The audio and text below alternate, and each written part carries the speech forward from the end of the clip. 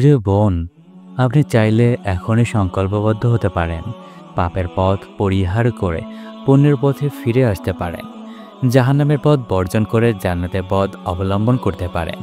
চলুন এবারে একটু আখিরাতের অন্তরালের জীবনে ফিরে যাই। আল্লাহ রাব্বুল আলামিন আমাদেরকে জান্নাত ও জাহান্নামের যে বিবরণ দিয়েছেন তা নিয়ে একটু ভাবি। জান্নাতীরা তো নিয়ামত আর অসীম সুখের মাঝেই থাকবেন। জান্নাতের সুউচ্চ সিংহাসনে জান্নাতীরা মুখোমুখি বসে থাকবেন। সেদিন জান্নাতীরা তাদের সেসব সাথী সঙ্গীতের বিষয়ে আলোচনা করতে থাকবেন যারা দুনিয়াতে থাকা অবস্থায় আল্লাহর নাফরমানিতে লিপ্ত থাকত। ফেরেশতাদেরকে তাদের সম্পর্কে জিজ্ঞাসা করবেন। ফেরেশতারা জবাব দিবেন, তাদেরকে জাহান্নামের আগুনে নিক্ষেপ করা হয়েছে। তাদেরকে জাহান্নামের বিষাক্ত ফল জাক্ষুম খেতে দেওয়া হয়েছে।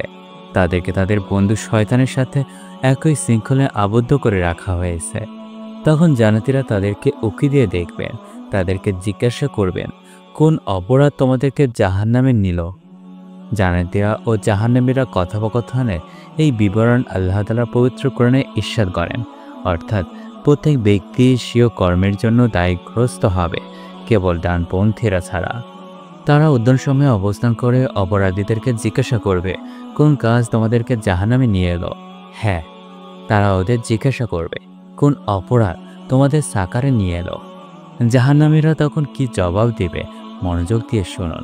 তারা সেদিন 4টি অপরাধের কথা উল্লেখ করবে যা তাদেরকে জাহান্নামে নিয়ে যাওয়ার কারণ হবে। তারা বলবে, আমরা নামাজি ছিলাম না, আমরা মিসকিনদের খাবার খাওয়াতাম না, আমরা সমালোচকদের সাথে সমালোচনায় লিপ্ত থাকতাম।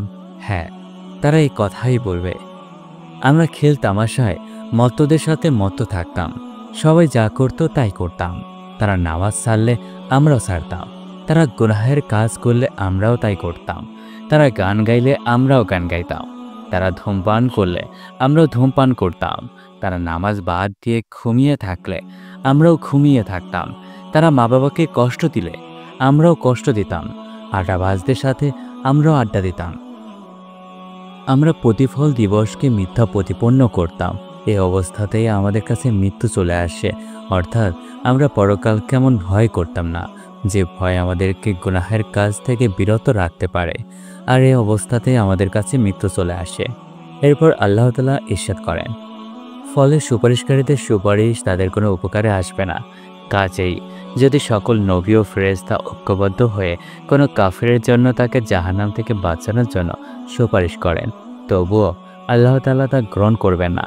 কোনো সুপারিশকারীর সুপারিশে কাফিরদের সামান্য উপকার করতে পারবে না। শয়তান আজ কিছু যুবক যুবতীদেরকে গান শোনা অশ্লীল কাজকর্মের সাথে জড়িয়ে ফেলছে। অথচ ওই গান সম্পর্কে কোরআন বলেছে, মানুষের মধ্যে কেউ কেউ আল্লাহর পথ হতে মানুষকে বিচ্যুত করার জন্য অবান্তর কথাবার্তা ক্রয় করে এবং দিনের পথকে ঠাট্টা বিদ্রোহ করে। তাদের জন্য রয়েছে লাঞ্ছনাকর শাস্তি। রাসূল সাল্লাল্লাহু আলাইহি সাল্লাম ইরশাদ করেন, অচিরেই আমার উম্মতের মাঝে এমন একদল লোক আগমন করবে যারা স্বাধীন ব্যক্তি রেশমি পোশাক, মদ ও বাদ্যযন্ত্রের বৈধ মনে করবে। তিরমিজি শরীফে বিশুদ্ধ সূত্রে বর্ণিত হয়েছে যে এই উম্মতের মাঝেও ভূমিধস, জলোচ্ছ্বাস ও চেহারা বিকৃতির ঘটনা ঘটবে। এটা তখন ঘটবে যখন তারা মদ পান করবে, রক্ষিতা গ্রহণ করবে এবং বাদ্যযন্ত্র বাজাবে। উলামায়ে কিরাম অত্যন্ত সুস্পষ্টভাবে গান ও বাদ্যযন্ত্রের যাবতীয় উপকরণকে হারাম বলে উল্লেখ করেছেন। বাদক যখন বাদ্যের সাথে গান জোড়ে তখন তা হারামের চূড়ান্ত পর্যায়ে পৌঁছে যায়। বিশেষত গানের বিশেষত্ব যদি বৈধিক প্রেম ভালোবাসা জাতীয় হয় তাহলে তো বলাই বাহুল্য। বাদ্যযন্ত্র হচ্ছে শয়তানের বাঁশি, শয়তান নিজেই তা বাজায় এবং শয়তানের অনুসারীরা তা অনুসরণ করে। পবিত্র কোরআনে ইরশাদ হয়েছে, তোমার আহ্বানে তাদের মধ্যে যাকে পারো সত্যচর করো, তোমার অশ্বারোহী ও পদাতিক বাহিনী দ্বারা তাদেরকে আক্রমণ করো এবং তাদের সম্পদ ও সন্তান সন্ততিতে শরিক হয়ে যাও ও তাদের প্রতিশ্রুতি দাও। শয়তান তাদেরকে যে প্রতিশ্রুতি দেয় তা ছলনা মাত্র। হযরত ইবনে মাসউদ রাদিয়াল্লাহু বলেন, গান হচ্ছে জিনার দুয়ার। কি অবাক করা ব্যাপার! হযরত ইবনে মাসউদ রাদিয়াল্লাহু এ কথা সেই সময় বলেছিলেন যখন বাদী বা বাচ্চা মেয়েরা গান গাইত। তখনকার দিনে বাদ্য বলতে ছিল গান কেবল বিশুদ্ধ ভাষা চর্চার একটি মাধ্যম হিসেবেই লালিত হতো। সেই সময় তিনি একে জিনার উপলক্ষ বলে অভিহিত করেছেন। সুতরাং একবার ভাবুন, তিনি যদি বর্তমানকালের সঙ্গীতের বিভিন্ন কলাকৌশল ও নানা রকম বাদ্যের ব্যবহার দেখতে, তাহলে কি মন্তব্য করতেন? এখন তো গাড়িতে বাড়িতে, বিমানে, জলে স্থলে, সর্বত্র, এমনকি ঘড়ির ঘন্টা, কলিং বেল, বাচ্চাদের খেলনা, কম্পিউটার অন অফ, মোবাইল টেলিফোনের রিংটোন সহ সর্বত্র গানবাদ্যের ব্যবহার ঢুকে গেছে। অশ্লীলতার বিস্তার ও চারিত্রিক অধঃপতনের গান একটি বড় মাধ্যম। বিশেষত অধুনা অবৈধ প্রেম ও যৌনতার গণকবিতা মূল প্রতিপাদ্য বিষয় হয়ে দাঁড়িয়েছে। আপনাকে আমি আল্লাহর কসম দিয়ে জিজ্ঞাসা করি, বলুন তো, আপনি কি কখনো কোনো শিল্পী, সুরকার বা গীতিকারকে জিনা থেকে বিরত থাকতে, দৃষ্টি সংযত রাখতে, মুসলমানের মর্যাদার হেফাজত করতে, দিনের রোজা রাখতে বা শেষ রাতে আল্লাহর দরবারে কান্না করতে উৎসাহ যোগাতে শুনেছেন? আমি তাদেরকে কখনোই এসব বিষয়ে ভূমিকা রাখতে শুনিনি। বরং গায়কদের অধিকাংশই সমাজের উঠতি বয়সী কিশোর, তরুণ ও যুবককে অবৈধ প্রেম ও অবৈধ সম্পর্ক করতে আহ্বান করে। যুবকদের তাদের সমবয়সী যুবতীর সাথে প্রেম করতে, তাদের নিয়ে ভাবতে ও তাদের সাথে মেলামেশা করতে উদ্বুদ্ধ করে। তাদেরকে প্রেম নিবেদনের কলাকৌশল শিক্ষা দিতে, হারাম সম্পর্কে জড়াতে, হারাম কাজে লিপ্ত হতে প্ররোচনা দেয়। তাদের এসব অপকর্ম, অপকৌশল কি তাদের পরিচয়ের জন্য যথেষ্ট নয়? তারপরও কি তাদেরকে আপনি আপনার হিতাকাঙ্ক্ষী মনে করবেন? তারপরও কি আপনি এসব দুষ্ট লোকের মিষ্টি কথায় পরিচিত হবেন? কেন তারা গায়রে মাহরাম নারীদের সাথে প্রেম করতে বলে?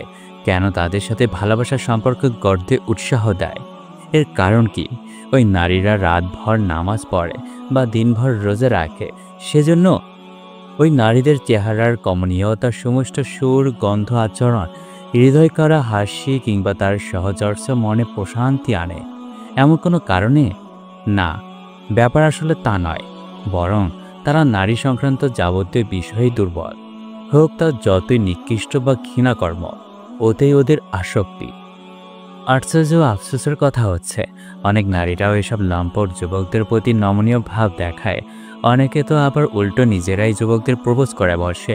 বহু নারীকে আমরা দেখেছি, তারা তাদের চলাফেরা, হাসি, আড্ডা, কথার ঢং, হাঁটার স্টাইল ও পাশাপাশি আটসাট পোশাক, উপহার সামগ্রী ও লাভ লেটার পাঠানোর মাধ্যমে নিজেরাই চরিত্রহীন যুবকদেরকে নিজেদের প্রতি আমন্ত্রণ জানায়। এমনকি তাদের সাথে ঢলাঢলি করতেও, চুম্বন করতেও তারা কুণ্ঠাবোধ করে না। ভার্সিটি ও বিদ্যালয়গুলোতে বর্তমানে দিবালোকে এসব কুকর্মের দৈরাত্ম্য চলছে। দ্রুততার সাথে এসবের বিস্তার ঘটেছে। কেন যুবতী নারীরা এমন কুকর্মে জড়াচ্ছে? প্রেম, ভালো লাগা, অনুরাগ থেকে চরিত্রের এই চরম অধঃপতন ও অস্বাভাবিক পরিস্থিতি নিঃসন্দেহে সৃষ্টির স্বাভাবিক গতি থেকে বিচ্যুতি পরিচায়ক। তেমনই এক আযাবের প্রতিধ্বনি শোনা যাচ্ছে, যেমন আযাব নাজিল হয়েছিল কামেল লুতের প্রতি।